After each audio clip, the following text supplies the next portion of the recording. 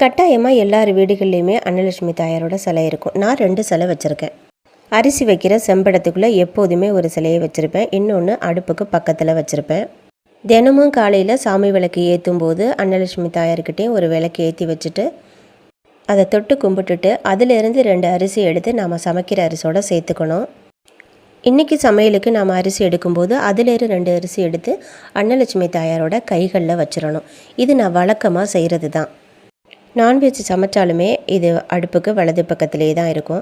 இப்படி செய்கிறதுனால நம்மளுக்கு எப்போதுமே அன்னத்துக்கு ஒரு குறை வராது அப்படின்னு சொல்லுவாங்க. எங்கள் வீட்டில் இன்றைக்கி சாதம், வெந்தயக்கீரை கூட்டு, உருளைக்கிழங்கு வறுவல்.